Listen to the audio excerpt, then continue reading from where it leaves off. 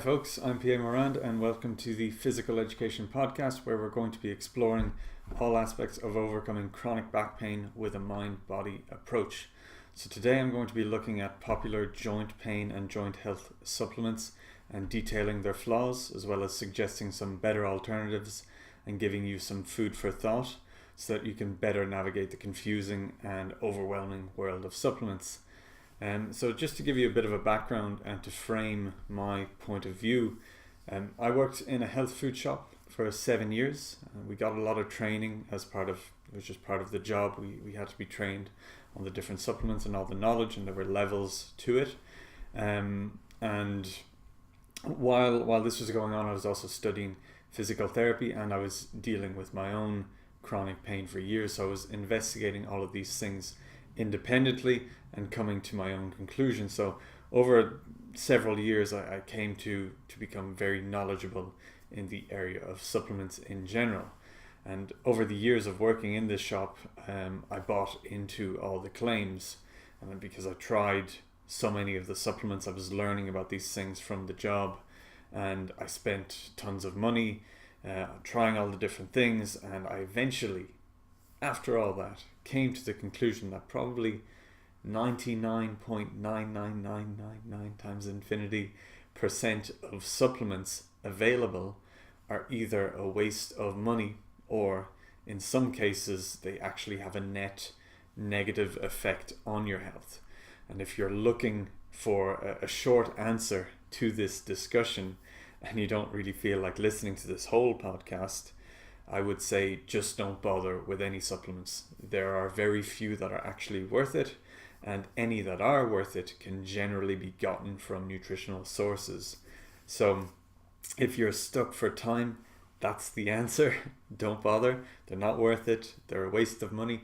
But of course, the real answer is a bit more nuanced, and ultimately telling you not to bother with supplements doesn't really make you more informed. It just gives you another arbitrary set of rules to confuse you, because I'll be telling you not to bother with supplements, but someone else equally could be telling you that you should take supplements. And so who do you believe? And the likelihood is that you're going to believe whoever seems most credible to you, or whatever story that they tell you that you buy into. And it all comes down to marketing, and that's a bigger topic. Maybe for another day. So I would say keep listening, and I'm going to unpack my perspective, and hopefully then you can decide for yourself if supplements are worth it for you and which ones make the most sense. So I'm going to talk about joint health supplements as opposed to supplements, and I'm going to talk about them in two broad categories that rather than going through all the different supplements individually. The first category is anti-inflammatory based supplements. So obviously these are supplements that claim to reduce inflammation in a joint or in the body, and as a result they would allegedly reduce pain. So those are the claims. They reduce inflammation, and so they reduce pain. Popular anti-inflammatory supplements are turmeric or curcumin, ginger, fish oil, devil's claw, and MSM, just to name a few. And the second category that we're going to be discussing is what I'm going to call structural support supplements. And these would be any kind of supplements that are intended to reinforce the joints or bones or cartilage. And the most common ones in this category are glucosamine and chondroitin. And you've probably heard of a lot of these. So let's look at an overview of anti-inflammatory supplements first. Now we need to consider whether inflammation is bad to begin with. Inflammation immediately following an injury is normal, and it's part of the healing process. So we shouldn't necessarily be trying to eliminate this response. The old advice was to put ice on an injury as soon as it happened to reduce the inflammation and to dull the pain, but we know now that we should be allowing that inflammatory process to take place in order for healing to happen properly. Now, on the other hand, there's always nuance to these things. On the other hand, I think it's safe to say that chronic inflammation far beyond natural healing times is a reasonable cause for concern. So if you've had high levels of inflammation for weeks or months or even years, then that's something you should address. And if this is the case for you, you might actually think that this would be the perfect time to load up on anti-inflammatory supplements. So if you've had inflammation for years, you think, well, obviously I need anti-inflammatory supplements. But instead, I think you should be asking yourself why you've had chronic inflammation for so long.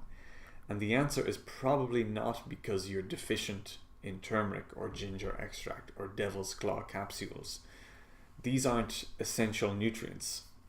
You can live a long, healthy life without ever consuming these. So if you're dealing with chronic inflammation, it's because there's something else driving the problem. It's not a lack of turmeric or ginger or whatever it is. And that's not to say that they can't be beneficial in some instances, but that's really not the root cause. And the example I use a lot is that if you have high cholesterol, that didn't develop overnight. That's likely the result of the foods you've eaten and the stresses you've experienced over months or even years.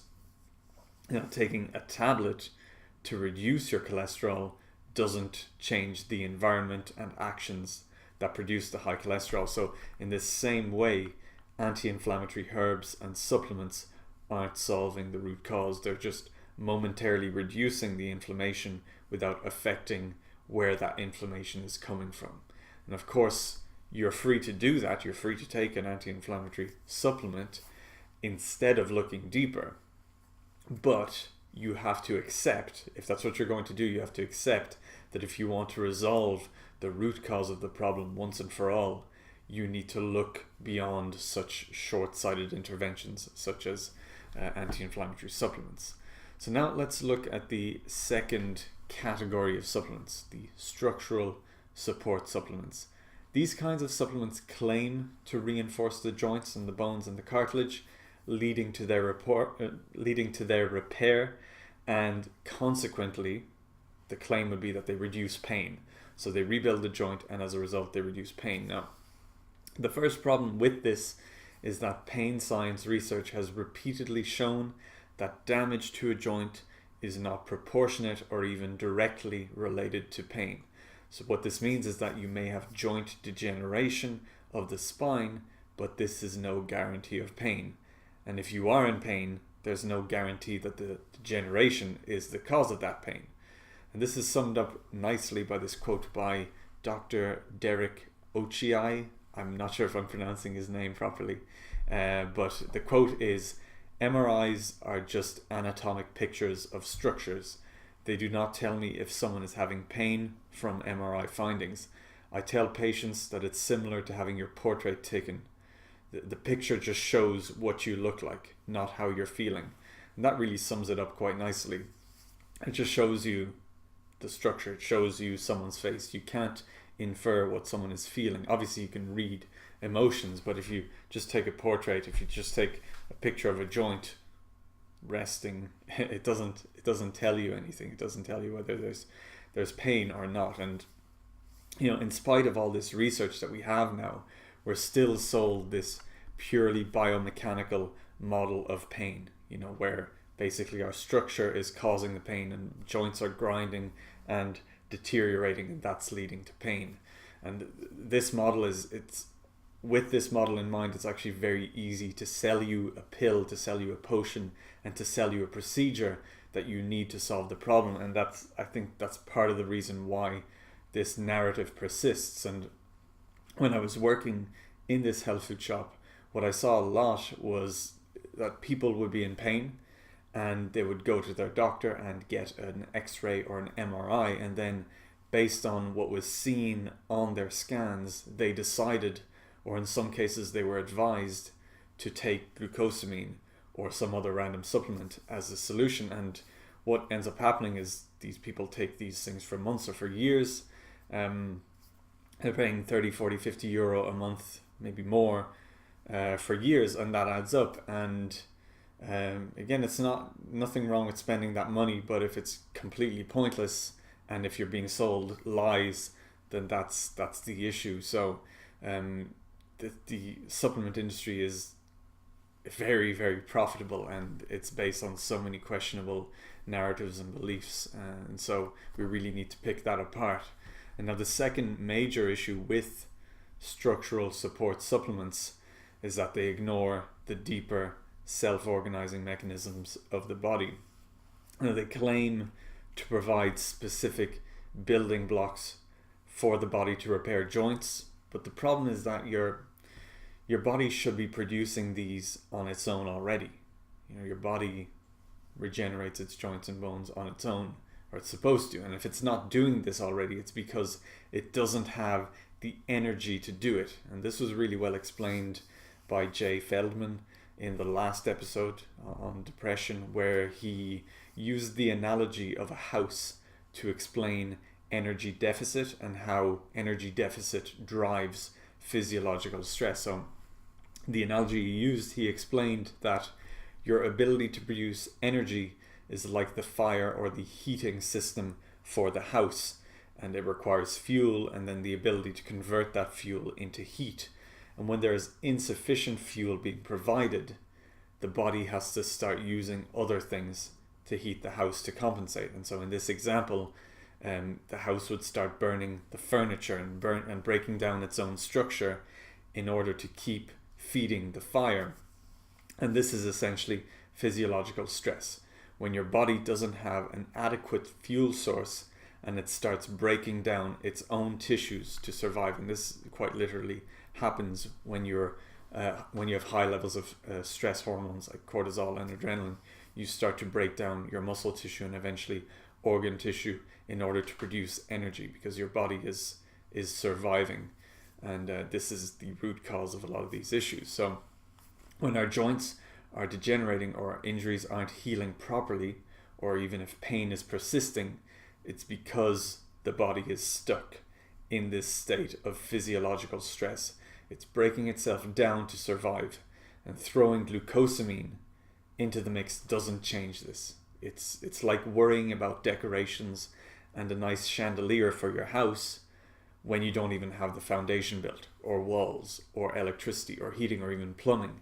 It's completely superficial and unnecessary. And once you provide the body with ample resources and fuel and the opportunity to self-regulate, it will regenerate all the tissues without the need for glucosamine or chondroitin or whatever else you're being sold. And it's really almost the equivalent of going to a builder and telling them you want them to build you a house, and then they sell you a tin of paint, because they'll say, well, at least your walls will look good, but you don't have any walls. So hopefully, I realize it's an odd analogy, but hopefully it makes sense. And the point I really want to drive home is that supplements are an really overly simplistic and poorly thought out solution, especially considering how they're sold to us and how readily available they are.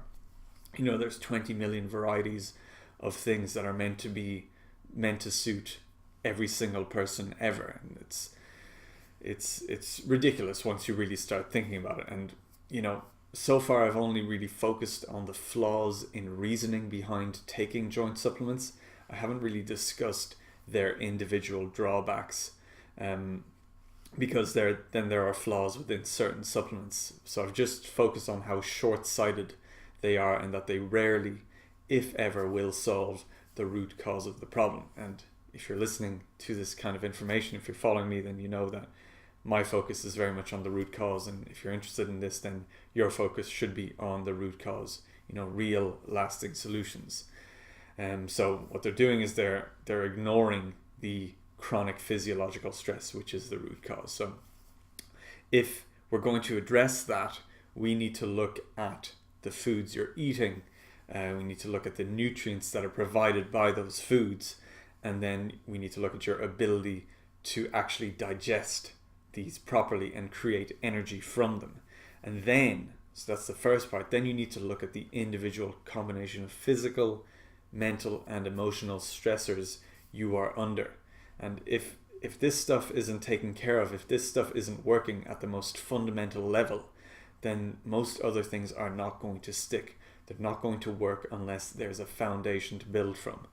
And it's like I said, it's like throwing throwing the decorations into the house when there's no house even built. There aren't even plans drawn up to build the house. So it's hopefully you can begin to see how sort of nonsensical a lot of it is. So now in terms of treating chronic physiological stress, I've covered that in my last 2 episodes. The one on depression with Jay Feldman, he explained things really, really well, and his resources are excellent. So if you want to know more about treating chronic physiological stress, have a look at that episode, and then the previous one on nutrition for stress and pain. So I'll leave that there. I won't go into this again for now. But what I will talk a bit more about are the common drawbacks of popular supplements, because you might be thinking, okay, this supplement isn't solving the root cause of the problem, but maybe it's an additional little benefit. Maybe I don't have the foundations built, but at least I have the pot of paint here for when the foundation is built. And the way it should be obvious is that it's a supplement. It's supplemental to other forms of intervention. It's not meant to be the same. It's not meant to be the main intervention. So we understand that, but the problem is that most supplements are full of unnecessary fillers, stabilizers that are used to bulk up the capsules or tablets and to prolong their shelf life. Now, a lot of people will contest this and say that the additives are safe and their dosage is far too low to have any meaningful effect. And that is a fair point. That's one side of the argument, so you should be aware of that. It's certainly true in isolation, I would say. But my concern is that we're in constant contact with questionable substances that are, quote, too minuscule to have a negative effect. But at some point, these things will have to add up. At some point, it becomes too much for your body. And there's also the individual difference factor. If you're highly stressed, that's going to add up quickly. And this is a reality with cosmetics, fragrances, plastics, electronics, pollution, cooking utensils, even tattoos. Even people don't want to talk about that, but tattoos have undesirable aspects. And then certain types of clothing even, they all have certain levels of undesirable compounds, but they're all in, quote, safe quantities, and they might well be. And so you shouldn't necessarily take my word for it. So like I said, maybe it is entirely safe, and it is most of the time safe, I think. But at some point it has to add up, and I think there are a lot of questionable dealings in a lot of these industries, because organizations will lobby to change the standards so that they can still produce their product even though it's not healthy. And also a lot of these technologies and amenities basically are developed faster than we can research their effects on our lives. So it might be like 20 years later that we realize actually that stuff that was in everyone's spoons is actually bad for us. So it's worth considering that. So ultimately, this isn't the only reason why you shouldn't take supplements. It's just a little thing to consider, because again, some people will say, well, okay, yeah, they're not solving the root cause, but maybe there's no harm in just taking it. And I'm saying, well, probably you might just be better off not taking it, because if it's working, it's probably a placebo, and you're getting all these added things that might be potentially adding stress to your gut lining and that sort of thing. So you may want to avoid supplements. So if you want to take supplements, these would be my sort of guidelines. You may want to avoid ones that have gums, added fibers, bulking agents, glazing agents, stabilizers, vegetable oils, including soybean oil, as these are generally unnecessary. They don't add any nutritional value, and they can be harsh on the gut lining. So these ingredients generally only serve to prolong the shelf life of the product. But like I've said, regardless of any of this, even if you got the highest quality and purest form of glucosamine, for example, it would still essentially be pointless as long as you leave the fundamental issue unresolved. And even if you wanted to find the highest quality supplements, so say you inform yourself, you look into all the different supplements, you're probably not going to find them in 99.99999% of places that sell them. It's very, very few companies that have the high standards that really should be the norm. You know, when you go to most shops, pharmacies, any supplement shop on the high street, or even most of the online places, it's generic stuff that's produced on a humongous scale, and so it has all of these fillers, it has all of these things, and the quality is just not that good, and it's ultimately probably not worth it. And that's, again, just my opinion. Now, I think, I've been trashing supplements. I think it's maybe worth spending a bit of time on worthwhile supplements, because it probably seems like I disregard them completely, but they can actually be useful at times. But the key is they're useful. They can be useful if you know what you're doing and why you're doing it. So this is covered in my episode on nutrition for stress and pain. If you know how to monitor your body's stress response and gauge how it's doing with objective markers, then you can determine whether or not a specific supplement is suitable for you. So you would look at your body temperature and pulse and then your subjective markers of health, how you feel, and then you would introduce a supplement and see what changes, and are things actually positively changing, so that you can separate the reality from maybe a placebo effect. So now, if you're concerned in terms of supplements that are useful, if you are concerned about the health and structure of your joints, because it can be a legitimate concern, I would say ideally your joints would not be degenerating, even though we can't predict pain from this. Ideally, I think your joints should be in good shape. If you are concerned about this, the best supplement for this that I've come across, again, this is just what I've come across, is collagen powder. And the reason for this is that when and if we eat meat, if you're a vegan, maybe we need to have a discussion about introducing something like collagen. But when we eat meat, we tend to eat what are called muscle meats. And those are the chicken breasts and these steaks and so on, the really just meaty cuts that don't have any stuff that you don't like around them. And we don't tend to eat the more gelatinous cuts of meat, the cuts with gelatin, or the joints or anything like that. And these cuts are also high in protein, but they're made up of different amino acids. So if you're not familiar, protein is broken down into different amino acids, and ideally we want a mix of all of them, and they all kind of work together and they all balance each other out. But muscle meats lack some of them and have high amounts of the more detrimental ones, and then the gelatinous cuts balance those out. So if you eat the whole animal, so to speak, you get a better balance. So it appears that a lot of the downsides of high meat consumption come from the high level of certain amino acids, such as tryptophan, which increases serotonin, which, as we've talked in a couple of podcasts, is actually a marker for stress and not what would previously have been called the happy hormone. And that's another marketing thing. But so the muscle meats have certain amino acids that are likely to increase stress and increase inflammation, and then the gelatinous cuts, or eating the whole animal including organs, will help balance that out and will have more of the anti-inflammatory benefits. So eating all the other cuts that don't seem as appealing would be a good start.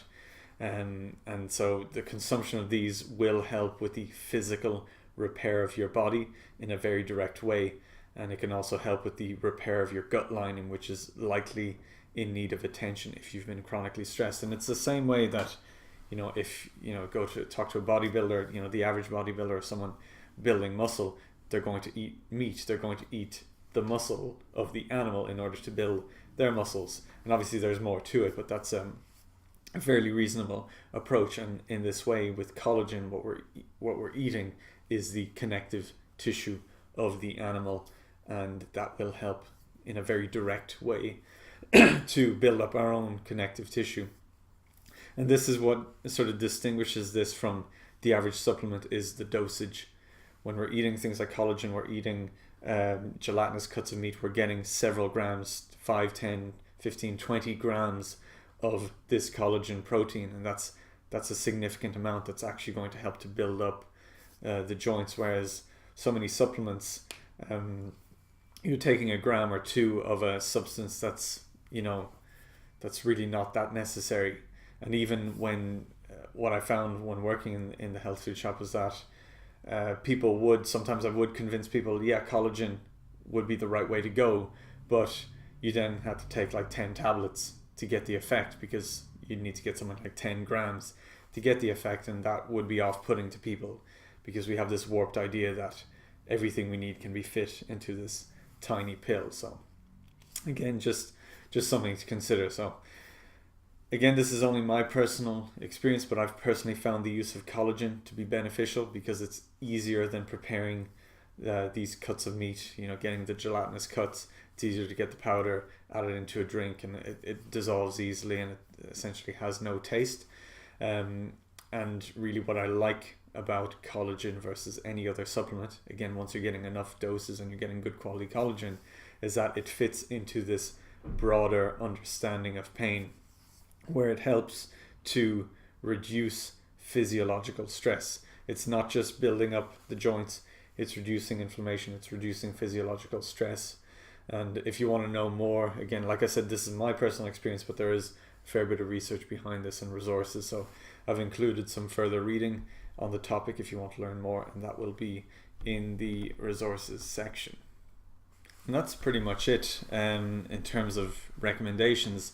I can't really think of any other joint health supplements worth recommending. Now, if you feel the need to take something, or you're interested in experimenting would be the key. I'd highly recommend it. You may want to try collagen powder, but most importantly, you should look at your nutrition in general, your stress levels, and then your body's ability to produce energy from the foods you're eating. And again, I've covered that in the past 2 episodes, so if you really want to look into that, that would be the place to go. Now, like I said, unless these things are addressed, then most supplements are going to have next to no positive effect. They're essentially pointless. And any positive effect that you do, that maybe you are feeling, so maybe you are taking supplements and you do seem to be getting a positive effect, it's quite likely due to a placebo. So with that in mind, what you could do is take something that actually works and continue to get a placebo, but also get real benefits. So that's something worth considering. Now, you also need to consider the value of movement and loading of your joints to maintain bone density and flexibility. So we can talk about providing nutrition for the joints to keep them healthy, but it's the physical act of movement that plays a large part in actually delivering those nutrients to the joints, because a lot of joints don't have proper blood supply, so we need to physically move and have a mechanical sort of pumping action to deliver fresh blood and get rid of debris, or get rid of anything that shouldn't be there, that needs to be cycled out, and get fresh nutrients to the joint by moving. So the challenge with being in pain is that it's easy to move less and sort of go down a spiral of avoiding movement because of the pain. So we need to introduce or reintroduce healthy, safe, and pain-free movement to the body, as this provides nutrition to the joints and it helps keep them strong. And maybe all you actually need for your joint pain is a mobility program rather than a list of expensive supplements. And I've addressed the issue of mobility in a separate video, which will be linked in the resources, so have a look at that. But if you've been in pain and you're taking supplements to no avail, try a mobility program before you stock up on more supplements. See, maybe your joints just need a bit of movement to get the nutrients to the joint, to get fresh blood, and to just sort of desensitize them and just regain confidence. It's a really underestimated aspect of joint pain, particularly if you're prone to taking supplements. So there's, again, some food for thought. Now, to sort of wrap up, that's all the information, but I'd like to also share some personal experiences from working in a health food shop to give you a better sense of how bad the industry is and to hopefully offer you some further food for thought. One thing I really struggled with, and it really took its toll towards the final years of working there, because I got to the point where I knew so much that I could tell that what I was being taught and what I was being told to say was completely wrong and was in a lot of cases genuinely detrimental to people's health. The challenge with this is that all of this advice is shrouded in good intentions. Like, we will always question big pharma and pharmaceutical recommendations and drugs and that sort of thing, but we don't have the same amount of skepticism towards walking into a health food shop and seeing a friendly person saying, here you go, here's some glucosamine, it'll help rebuild your cartilage. And I understand why we don't have the same level of skepticism, but that's what's so hard, is that the person telling you that, like everyone I worked with, we were all very, very nice people, and I think most people there liked that kind of work and sought out that kind of work because we enjoyed helping people, and it's part of the reason why it was actually quite a good job in comparison to other sort of unskilled retail jobs, is that you're interacting with people and you seem to be helping them, you feel like you're helping them, and in some cases you do help them, and so it's all shrouded in this good intentions and well-meaning, and it makes it very hard to realize that it's actually all, in a lot of cases, it's a load of crap. Like, it really is. And to really illustrate this point is that we do exams. We used to do exams, so you have levels, so you start and then you get to a point where you have I won't say the terms because I don't want to give away which shop it was, because there's probably some sort of non-disclosure agreement that I signed years ago that I can't badmouth the company, but you basically do qualifications. So you're trained, you have workbooks, you learn all the content, and then you sit exams, and then you get a qualification. And if you don't pass a certain amount of times, then you can potentially lose your job or you lose your commission and all that sort of stuff. So they put a huge emphasis on training, and that's really good. But again, that sounds really good, but the information that they're providing was not accurate. And when I got to the later stages, I wasn't really studying the workbooks. I just had a certain level of knowledge from studying things independently. So I would go into the exam and they would ask a question and they would say, what is best for this issue? And it's multiple choice.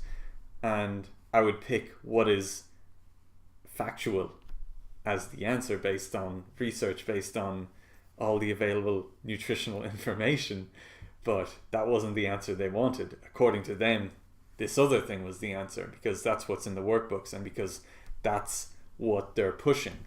And like, this wasn't this large scale thing where they were, telling us completely false things, but there was a lot of answers that were just wrong. They just weren't accurate, but they were the better answers in terms of what we were trying to sell and what we were encouraged to sell. So there's a lot of shady business, and ultimately it's a business, and it's an extremely profitable business, and it's shrouded in these good intentions, and all the people on the ground in the shops are the nicest people, really, really lovely people, and they mean well, and they place a huge emphasis on customer service, which is great, but the information that we're getting from the top is bad. And so unless you're actually investigating these things yourself and you're looking at things from different perspectives, then you're quite honestly making recommendations to people that are damaging to their health, like, without a doubt. And I feel quite bad about this. And I mean, like, it's nothing life-threatening, but I've recommended supplements that I was supposed to recommend and that a lot of people would recommend, but that will have had a bad effect on these people. And that's the challenge with the supplement industry, is that it's so unregulated. It's not completely unregulated. In Ireland, it's actually, compared to other parts of the world, it's fairly regulated, but it's not that regulated. And it's really one of those challenges, because at least the pharmaceutical industry, even though it's not perfect, it has some regulations, But this, there's so many loopholes and so many things you can recommend. And the thing is that it's so readily available. A lot of the times we found that they would tell us, you can't make this recommendation. All you can say is look it up for yourself or talk to your doctor.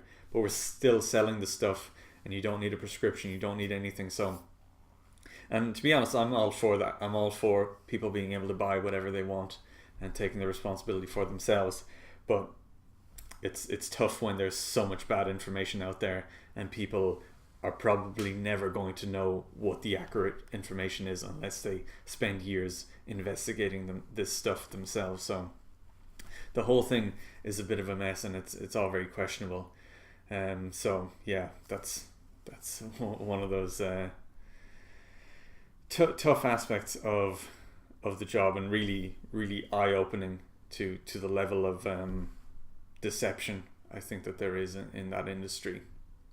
Now, another thing that would happen a lot that again kind of reinforce this point that it's not really about your health. When you walk into a health food shop, you'll be greeted by really friendly people who want to help you, but a lot of the time it's just to get that sale, and the people mean well, but it is just to get that sale. And I think something that really illustrates this is that the shop only ever sort of sold, it's a business, so it sells what's popular, it sells what's in demand, and there are certain things that just aren't in demand, and so it doesn't sell them, and maybe those things are actually really effective.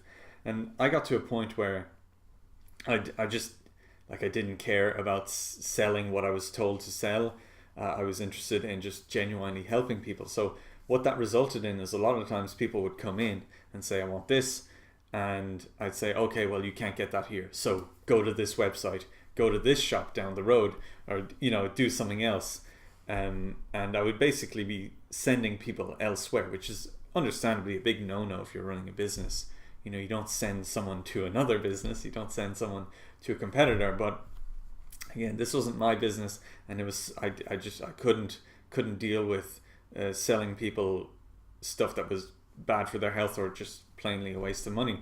So I would send people elsewhere, or say, okay, here's this website, try this stuff instead because this is much better. And what we're supposed to do, what I think the logical thing to do there, if you're a business that genuinely cares about people's health, is to say, okay, well, what are people requesting that we don't have, and let's provide those products, because these people want these things, and they're having to go elsewhere to get them.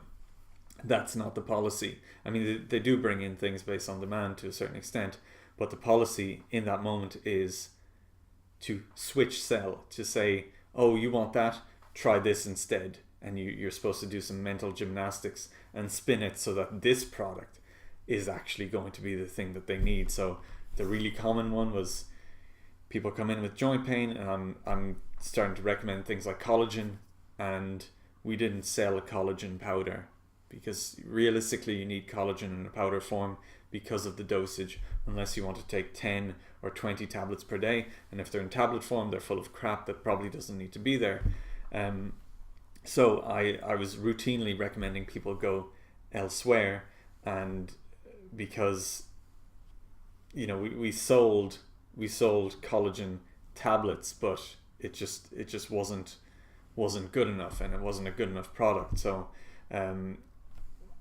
the switch sell in that case would be for me to say, here, take these tablets instead. You'll have to take 10 or 20 tablets per day to get an equivalent dosage, and that's an unrealistic solution for someone. And sort of this is more for self-reflection. But one thing I saw a lot of, because like I said, I got into the habit of just telling people what they should do, whether we sold it or not, whether it was in our best interest or not as a business. I just told them what they needed. And a really interesting phenomenon was that people would come in and they'd say, I want this. And you would say, okay, look, we either don't have that, or we have this, but it's 3 times the price. Because this stuff, a lot of the times, it's way more expensive in a lot of these popular shops, and you just kind of assume that it's going to be cheaper, but a lot of it is so overpriced. But the person comes in and they want this, and you say, well, actually, by the way, if you just go online, you'll get it in 2 days and it'll cost a third of the price and it'll be better quality. And the customers didn't like that. Not that they would get annoyed, but they were kind of like, they just wanted to be sold something. Or you said, actually, don't take that, here's something better, but you'll have to get it elsewhere. And that was off-putting to them because they weren't really looking for a solution. They had made up their mind that this is what I need, and I'm going to go to the shop and I'm going to buy it, or I want to be told what I need and I just want to buy something. I just want to be sold something, rather than I want to actually get the right thing. I want to get something rather than the right thing. And I found that really interesting because it happened a fair few times. Because for me, like, obviously not everyone's the same, but if I went into a shop and someone said that to me, I'd be like, oh, I really appreciate that, that's cool, I want the thing that's actually going to work, so I'm going to follow this advice. But the fact that you would be put off by that and say, and kind of feel to yourself, well, no, I just want something, just sell me something, I don't want to be told to get something else because it's better. So if you've ever sort of been in that situation, or if you ever kind of noticed that you just want to be sold something, you just want to be told what to take, then that, I think you should pause and kind of consider that. I don't know, maybe you don't agree, but I'm very interested in questioning why we do the things that we do and why we make certain decisions and what's really motivating us. So like, if you're in pain, or if you've, anyone who walked into the shop had some sort of problem that they wanted solved. So you want this problem solved to the point that you're going into town, or you're walking by a shop and you go into the shop and you're willing to spend money. And so you want the problem solved on some level, and someone's saying, this won't solve the problem, but this will, but there's an obstacle to getting that, of you have to go to another shop, or you have to go online, or you have to wait a couple of days. And if that's enough of a barrier to prevent you from getting better, from seeking out a solution, then I think you should really think about that. What does that mean? Do I even really want to get better, or do I want to feel like I'm trying my best? Do I actually want to do the work, or do I want to pretend to myself that I'm doing the work? So yeah, that was, I just thought that was really interesting, and I just thought that was worth sharing, and perhaps would give you an opportunity for reflection. And that's essentially it. Those are my anecdotes. I probably have more, but I feel like they nicely illustrate really what the industry is like. And I worked in an extremely busy health food shop, very profitable and popular health food shop, and that's what's happening there. And that's where most of the average people are getting their supplements. And put it this way, what happened is that the longer people worked there, the less they shopped there. So the most senior people who were the most knowledgeable, who worked there, we just didn't shop there. We didn't bother with any of it, because we realized at some point that it was actually all a load of crap. And the people who did were usually people who were new and were like, oh, this looks cool, because you're surrounded by it. You're in there all day for like 8-9 hours of the day, and so you're reading everything when it's quiet, you're studying this stuff, and so you kind of buy into it and you get to try these things. And so I believe that offered me a really unique perspective on these things. So yeah, hopefully that'll make you consider the legitimacy and whether it's worth taking supplements. And I believe in most cases it's not worth it, particularly for joint pain. But if you really, really feel the need to, if you really want to, collagen powder, as far as I can tell, is the best thing available, and I'll include resources below, and you can look into that. So, like I said, that's it for this video. I hope you found it thought-provoking, and hopefully it's given you a better framework to approach your pain and perhaps save some money.